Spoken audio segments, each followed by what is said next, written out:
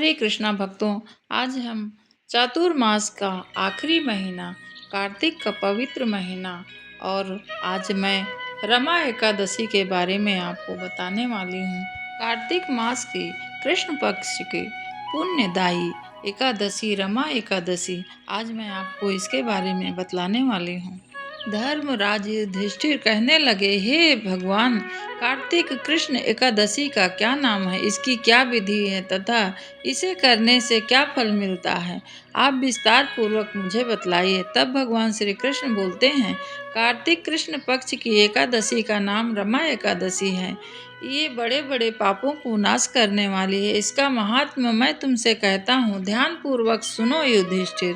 भगवान श्री कृष्ण कहते हैं युधिष्ठिर से कि जो भी इस व्रत को करता है तथा इसकी कथा सुनता है, उसके सारे पाप नष्ट हो जाते हैं तथा उसका कोई भी यदि मुख देखता है तो उसको देखने से भी उसके सारे पाप नष्ट हो जाता है।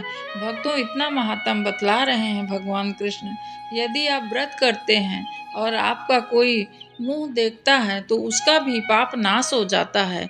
रमा एकादशी की इतनी महिमा है। आइए भक्तों, जानते हैं रमा एकादशी की कथा।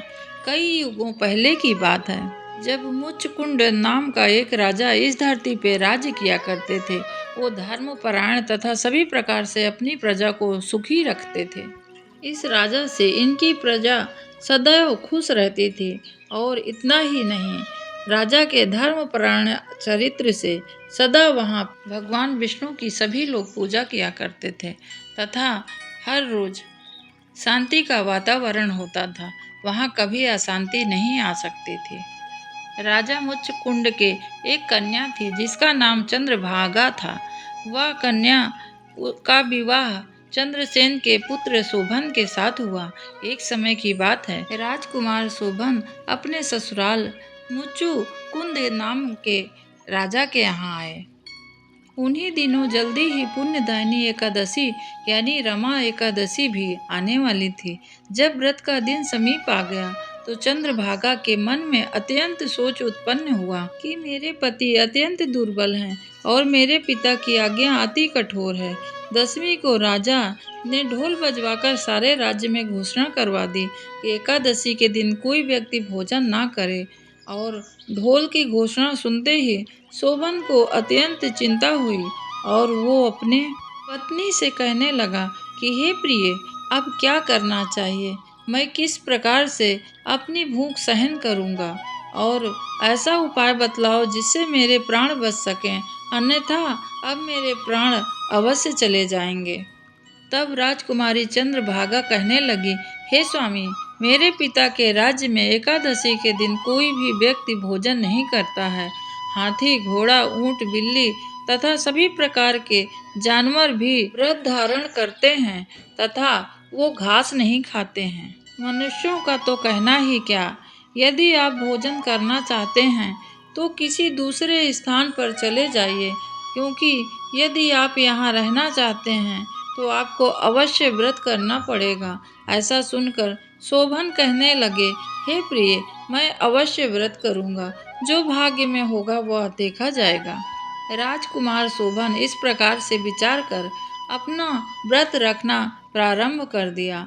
वह भूख प्यास से अत्यंत पीड़ित होने लगा।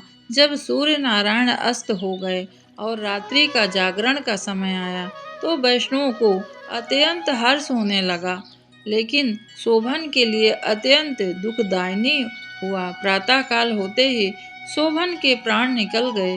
तब राजा सुगंधित काष्ठ से उनका दाह संस्कार करवाया और दाह संस्कार क्रिया के बाद रानी चंद्रभागा अपने पिता के घर में रहने लगी और रमा एकादशी के व्रत के प्रभाव से शोभन को मंदराचल पर्वत पर धन धान्य से युक्त तथा शत्रुओं से रहित एक सुंदर देवपुर प्राप्त हुआ। वह अत्यंत सुंदर रत्न और स्वर्ण के खंभों जड़ित निर्मित अनेक प्रकार के स्फटिक मणियों से सुशोभित भवन, बहुमूल्य वस्त्र आभूषण तथा प्रकार प्रकार के छत्र चंवर से विभूषित गंधर्व और अप्सराओं से युक्त सिंहासन पर बैठाया गया।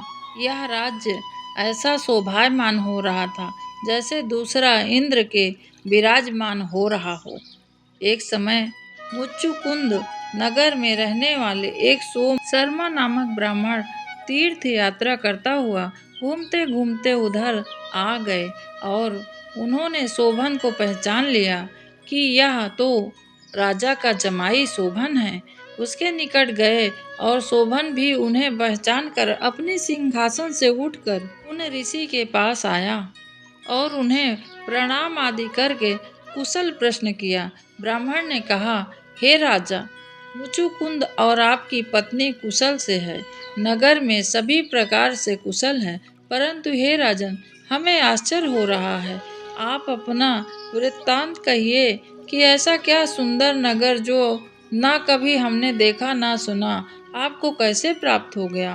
तब राजकुमार शोभन बोला कि कार्तिकेय की कृष्ण की रमा एकादशी का व्रत मैंने किया, इस कारण यह सब कुछ मुझे प्राप्त है।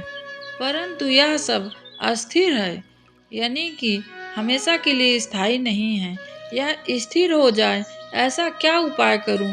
तब ब्राह्मण कहने लगे कि हे राजन, यह स्थिर क्यों नहीं है और कैसे स्थिर होगा, यह मैं सब आपको बताता हूँ। तथा ब्राह्मण ने कहा, आप एकादशी क्या मन से किए हैं राजन।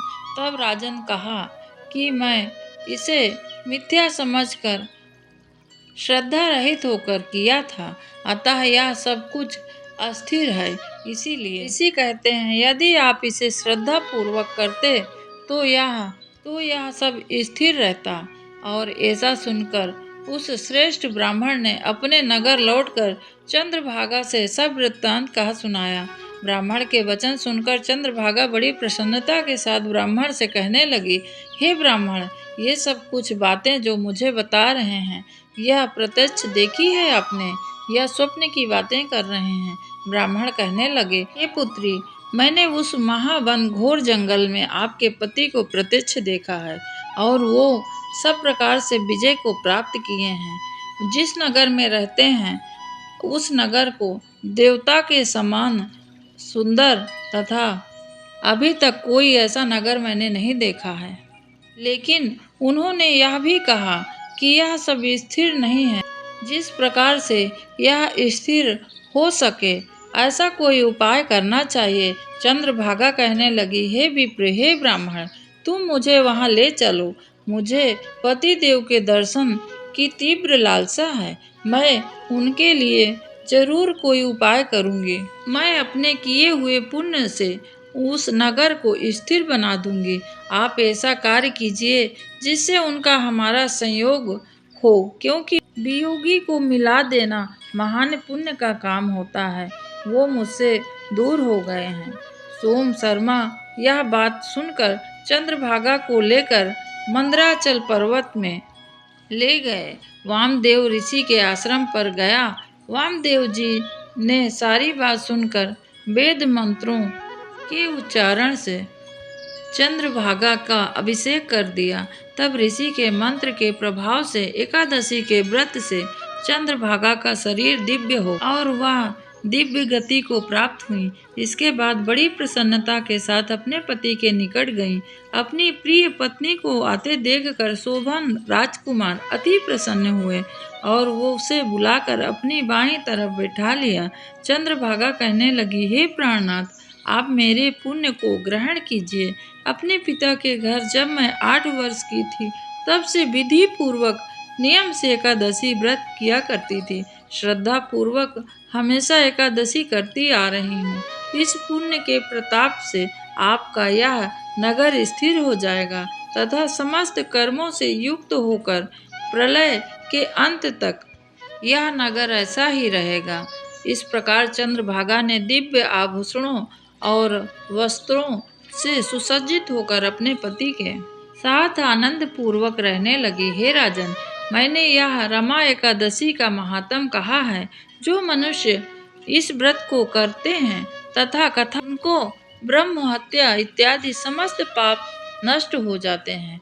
कृष्ण पक्ष और शुक्ल पक्ष की दोनों की एकादशियां समान हैं, इसमें कोई भेदभाव नहीं है और दोनों समान फल देती हैं। जो मनुष्य इस महात्म को पढ़ते अथवा सुनते अथवा दूसरों को सुनाते हैं, वो स्वयं विष्णु लोक को प्राप्त होते हैं। भक्तों, 12 महीना की एकादशी का व्रत हमें जरूर धारण करना चाहिए। इससे ज़्यादा और कार्तिक मास के तथा माघ मास का महात्म हमेशा रोज सुनना चाहिए तथा जो विष्णु भगवान हमें आदेश करते हैं उसके अनुसार ही हमें सतमार्ग पे चलकर अपना जीवन को यथार्थ रूप से बनाना चाहिए। कार्तिक का पवित्र महीना चल रहा है भक्तों, कार्तिक महात्म जरूर आप सुनिएगा। ध्यान सो चैनल पे कार्तिक महात्म 1 से 10 अध्याय तक मैंने डाल रखा है, इसको आप सुनिए और अपना जीवन धन्य करिए। एकादशी के दिन यदि आप व्रत ना भी कर पाएं तो भी से आप चावल का अवश्य त्याग करिए, लहसुन प्याज का अवश्य त्याग करिए। कार्तिक महीना चल रहा है, पवित्र महीने में आप एकादशी के दिन दीपक लगाइए। तुलसी महारानी को 4 मुंह वाला दीपक लगाना, 4 मुंह वाला यानी कि 4 बत्ती वाला आप दीपक जलाइए और शाम के टाइम घी का दीपक अवश्य लगाइए और माता तुलसी की खूब सेवा करिए। यह पवित्र महीना कई गुना पुण्य बढ़ा देता है। आज के लिए बस इतना ही, दूसरा वीडियो लेकर आऊँगी। तब तक के लिए हरे कृष्णा। भगवान विष्णु आपकी हर मनोकामना पूर्ण करें और हमें सभी को आशीर्वाद दें। हरे कृष्णा।